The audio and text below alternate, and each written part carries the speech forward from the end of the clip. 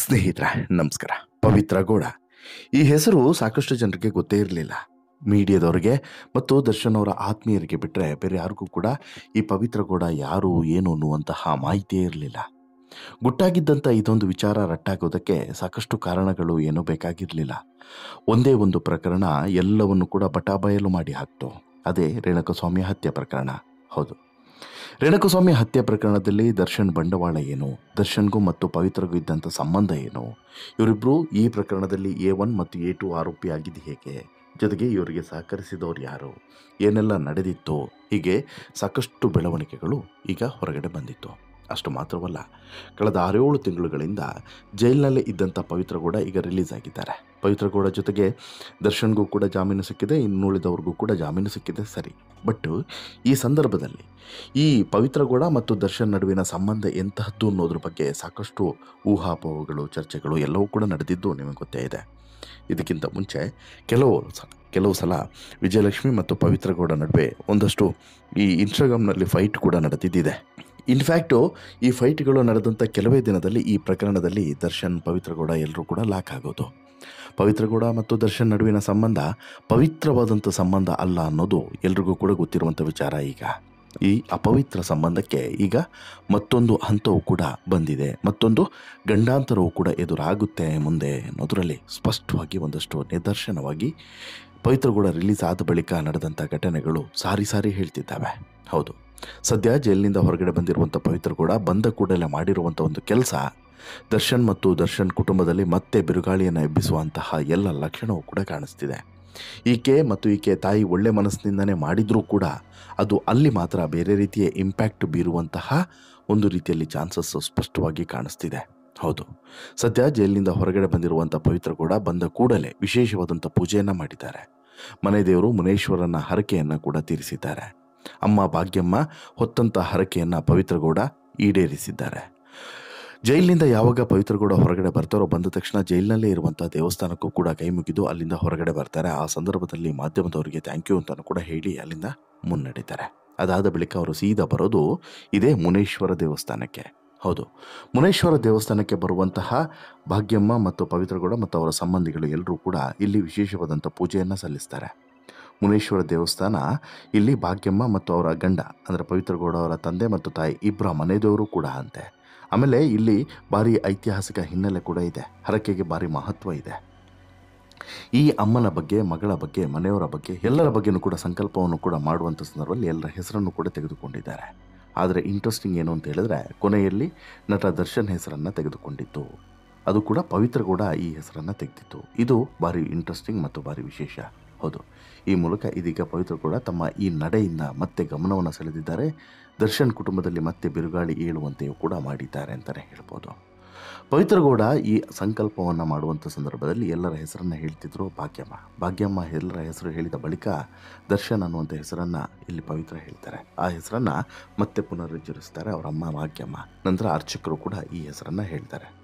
ಪವಿತ್ರಗೌಡ ತಮ್ಮ ಗೆಳೆಯ ದರ್ಶನ್ ಬಗ್ಗೆನೂ ಕೂಡ ಸಂಕಲ್ಪ ಮಾಡಿಸಿರುವಂಥದ್ದು ತಲಗೆಟ್ಟಪುರದ ಮುನೇಶ್ವರ ದೇವಸ್ಥಾನದಲ್ಲಿ ಈ ಸಂಕಲ್ಪವನ್ನು ಮಾಡಿರುವಂಥದ್ದು.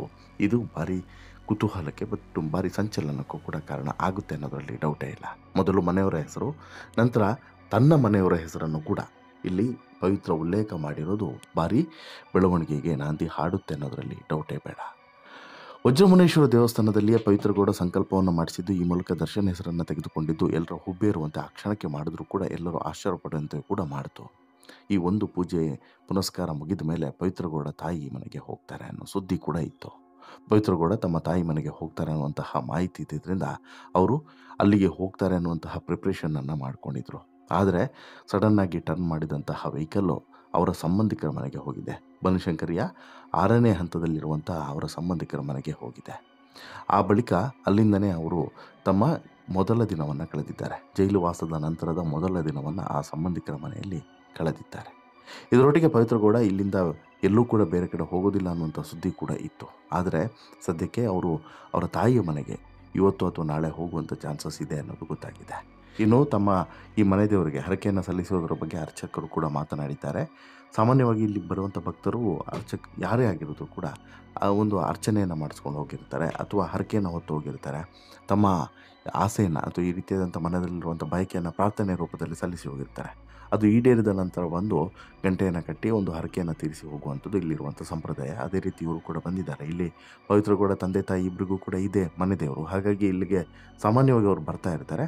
ಈಗ ಅಮ್ಮನ ಆಸೆಯಂತೆ ಕೊನೆಗೂ ಕೂಡ ಹರಕೆಯನ್ನು ತೀರಿಸಿದ್ದಾರೆ. ಈ ಹರಕೆ ಸಲ್ಲಿಸಿದ ಬಳಿಕ ಪೂಜೆಯನ್ನು ಮಾಡಿ, ಒಂದು ಸಂಕಲ್ಪವನ್ನು ಮಾಡಿ, ದೇವರಿಗೆ ನಮಸ್ಕಾರವನ್ನು ಮಾಡಿ, ಈ ರೀತಿ ತಮ್ಮ ಒಂದು ಭಕ್ತಿಯನ್ನು ತೋರಿಸಿದ್ದಾರೆ ಅಂತಲೇ ಹೇಳ್ಬೋದು. ಮತ್ತು ತಮ್ಮ ಶರಣಾಗತಿಯನ್ನು ಕೂಡ ದೇವರ ಮುಂದೆ ತೋರಿಸಿದ್ದಾರೆ. ಆದರೆ ಇಲ್ಲಿ ಸಮಸ್ಯೆ ಬರೋದು ಅದಲ್ಲ. ಇವರು ಪೂಜೆ ಮಾಡಿದ ಸಮಸ್ಯೆ ಅಲ್ಲ, ಅಲ್ಲಿ ಹರಕೆ ತೀರಿಸಿದ್ದು ಸಮಸ್ಯೆ ಅಲ್ಲ. ಸಮಸ್ಯೆ ಬರುವಂಥದ್ದು ದರ್ಶನ್ ಹೆಸರು ಉಲ್ಲೇಖ ಆಗಿರುವಂಥದ್ದು. ಇದು ನಿನ್ನೆ ಮಾಧ್ಯಮಗಳಲ್ಲಿ ದೊಡ್ಡ ಮಟ್ಟದಲ್ಲಿ ಸುದ್ದಿ ಆಯಿತು. ಇದಕ್ಕೆ ಈಗ ವಿಜಯಲಕ್ಷ್ಮಿ ಸಿಕ್ಕಾಪಟ್ಟೆ ಕೋಪಗೊಂಡಿದ್ದಾರೆ ಅನ್ನುವಂಥ ಮಾಹಿತಿಯೂ ಕೂಡ ಇದೆ. ದರ್ಶನ್ ವಿರುದ್ಧ ಮತ್ತು ಪವಿತ್ರಗೌಡ ವಿರುದ್ಧ ಸಿಕ್ಕಾಪಟ್ಟೆ ಆಕ್ರೋಶವನ್ನು ಮತ್ತೆ ಹೊರಗಡೆ ಹಾಕ್ತಿದ್ದಾರೆ. ಅವಳು ಯಾರು ರೀ ದರ್ಶನ್ ಹೆಸರಲ್ಲಿ ಹರಕೆ ಮಾಡೋದಕ್ಕೆ? ಅವಳು ಯಾರು?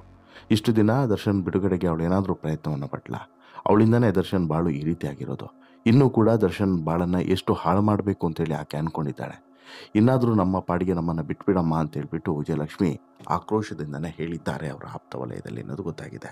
ಯಾಕಂತ ಹೇಳಿದ್ರೆ ಇಲ್ಲಿ ಈಕೆ ಬಗ್ಗೆ ಪವಿತ್ರಗೌಡ ಸಂಬಂಧದಿಂದನೇ ಇಷ್ಟೆಲ್ಲ ಆಗಿರೋದು ಅನ್ನೋದು ಬಾಯ್ಬಿಟ್ಟು ಹೇಳಬೇಕಾಗಿರೋದೇನಲ್ಲ. ಹೀಗಿರುವಾಗ ಮತ್ತೆ ಪವಿತ್ರಗೌಡ ಈ ರೀತಿ ದರ್ಶನ್ ಹೆಸರನ್ನು ತೆಗೆದುಕೊಂಡು ಹರಕೆಯನ್ನು ಸಲ್ಲಿಸಿರೋದು, ಪೂಜೆಯನ್ನು ಮಾಡಿಸಿರೋದ್ರ ಬಗ್ಗೆ ಸಹಜವಾಗಿ ಸಿಟ್ಟಿದೆ, ಆಕ್ರೋಶ ಇದೆ ವಿಜಯಲಕ್ಷ್ಮಿಗೆ.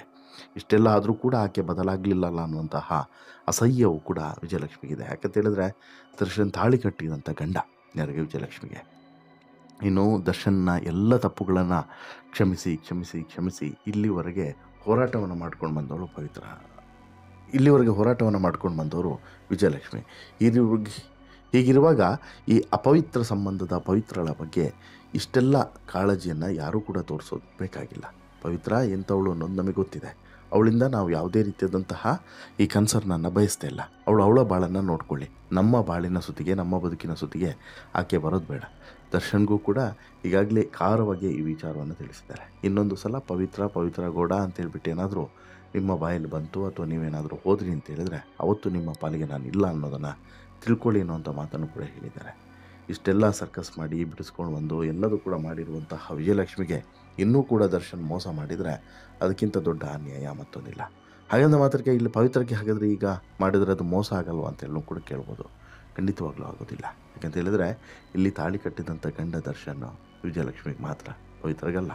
ಹಾಗಾಗಿ ಇಲ್ಲಿ ವಿಜಯಲಕ್ಷ್ಮಿ ಜೊತೆಗೆ ದರ್ಶನ್ ನಿಲ್ಲಬೇಕೇ ಹೊರತು, ವಿಜಯಲಕ್ಷ್ಮಿ ಜೊತೆಗೆ ದರ್ಶನ್ ಬಾಳಬೇಕೇ ಹೊರತು ಪವಿತ್ರಗೌಡ ಜೊತೆಗಲ್ಲ. ಪವಿತ್ರ ಸಂಬಂಧದ ಅಪವಿತ್ರವನ್ನು ಮಾಡಿಕೊಳ್ಳೋದಲ್ಲ. ಈ ಪವಿತ್ರ ಸಂಬಂಧವನ್ನು ಪವಿತ್ರವಾಗಿ ಇಟ್ಕೊಳ್ಬೇಕು, ಅಪವಿತ್ರ ಸಂಬಂಧವನ್ನು ಅಪವಿತ್ರವಾಗಿ ಇಟ್ಕೊಳ್ಳೋದು ಬೆಟರ್ ಅಂತೇಳಿ ಅನಿಸುತ್ತೆ. ಪವಿತ್ರ ಜೊತೆಗೆ ಎಷ್ಟು ಅಂತರವನ್ನು ದರ್ಶನ್ ಕಾಪಾಡಿಕೊಳ್ತಾರೋ ಅಷ್ಟು ಒಳ್ಳೆಯದು. ಇಲ್ಲವಾದರೆ ಮತ್ತೆ ದರ್ಶನ್ಗೆ ಮತ್ತಷ್ಟು ತೊಂದರೆಗಳು ಎದುರಾಗೋದ್ರಲ್ಲಿ ಡೌಟೇ ಇಲ್ಲ.